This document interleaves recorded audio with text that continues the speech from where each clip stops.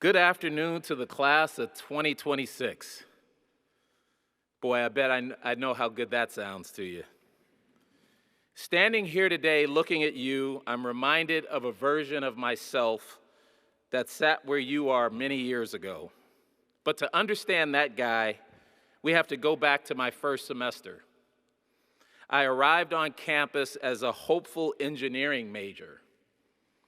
I had the plan, the gumption, and the ambition to accomplish my dream of being both a successful basketball player and an aerospace engineer.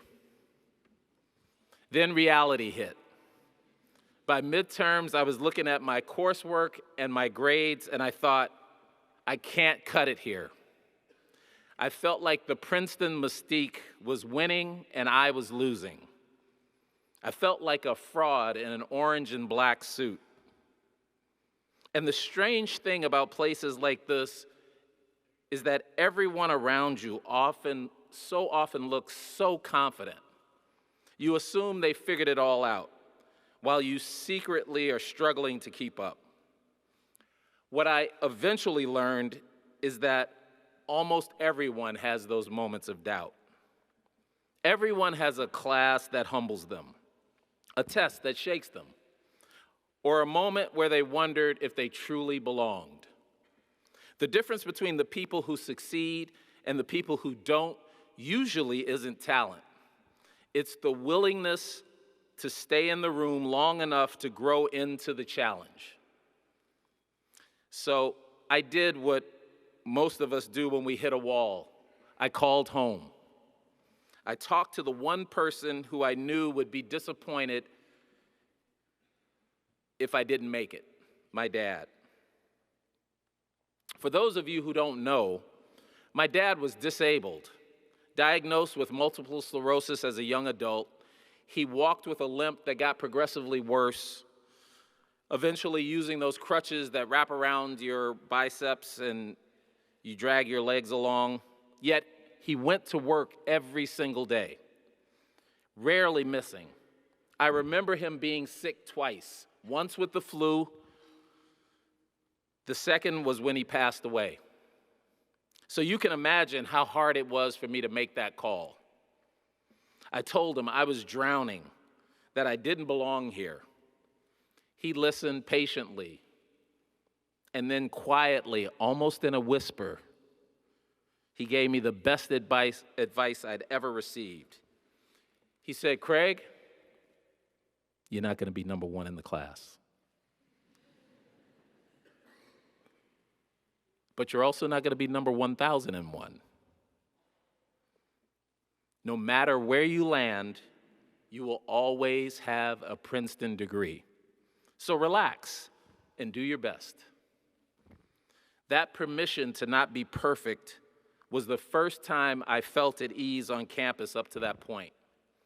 I realized that my dad, a man who faced the physical erosion of MS every single day and who didn't have the benefit of a college degree, wasn't measuring my success by my GPA. He was measuring it by my persistence. He knew that the mystique of this place was just a shadow. The substance is the person you become while you're under the pressure. So I promptly walked over to the registrar's office and changed my major to sociology. At the time, changing my major felt like admitting defeat. Looking back now, it was actually one of the healthiest decisions I ever made. Sometimes maturity is realizing that forcing yourself down the wrong path simply because you're afraid to disappoint people is not strength, it's fear. And I realized I wasn't failing at engineering. I was forcing myself to do something I wasn't meant to do. Some of you already know exactly what you want to do. Others may completely change directions 5 times over the next 20 years. Both are okay. Life is rarely a straight line, no matter how carefully you plan it. My sister, who some of you might know, has a way with words. She calls this the swerve. It's that moment when you realize the road you're on isn't the road you're meant for. So you yank the steering wheel and go in another direction. Her quotes exactly. My life, fortunately, has been a series of swerves. After graduation, I didn't go into social work or teaching. I played basketball, like Chris said, for a couple of years. Then I went into investment banking. I was chasing what I thought success looked like. But then life happened. I went through a divorce and started questioning the why behind the what. I realized I was successful by every metric except the one that mattered. I wasn't doing something I loved. And I think that happens to more people than we admit.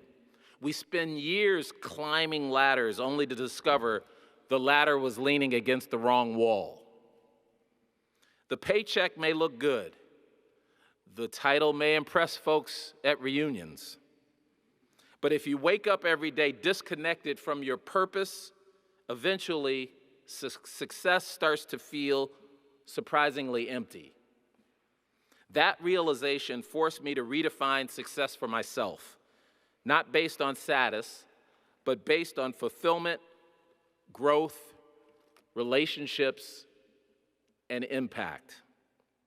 I eventually found my way to the sidelines when I decided to coach Coach Pete Carrill, a legend who coached here for many years and who never minced words, looked at me and asked why I was wasting my degree on coaching. He used way more colorful words than that. If we weren't in such a sacred place, I'd share them with you. But my mother felt the same way. She said, Craig, you went to Princeton and the University of Chicago just to be a coach? But here's what I learned. You don't use your degree by matching your job title to your major. You use it by applying the critical thinking, the resilience, and the character you build here and through all of your experiences to whatever room you're in, whether that's a boardroom or a locker room. The swerves continued, from my assistant coaching position at Northwestern to my head coaching positions at Brown and Oregon State, to my role with 2 NBA teams, and to where I am now at the National Basketball Coaches Association. Each move was a calculation and culmination of passion and timing. When COVID hit, I looked at my kids' ages and realized I needed to be home. I shifted again, but I wasn't afraid to learn something new. Every job I've had, from banking to pro sports to podcasting, has been a building block in my progression. I realized that if you're afraid to change, you're afraid to grow. Your life does not move at the same pace as anyone else's. Some of your classmates will seem to have everything figured out. Others will take longer to find their footing. Don't confuse someone else's timeline with your own destiny. The world will constantly tempt you to compare yourself to other people's highlight reels or Instagram posts. Resist that urge. Comparison steals joy, perspective, and confidence. Stay focused on becoming the best version of yourself, not a copy of someone else. Before I conclude, I would be remiss if I didn't talk about giving back, as philanthropy has become a big part of who I am. You know, Chris mentioned when we were back in school here, Princeton's motto was Princeton in the nation's service. And then later, they added, and in the service of humanity. In the service of humanity. I never really thought about that motto until I was older and away from Princeton. I bring it up because it reminds me of something else Coach Carrill would say. He would say this when a player was in a slump of some sort, whether it was he couldn't make a shot, he couldn't defend, or you were just under a dark cloud. Yes, he used that exact term on us.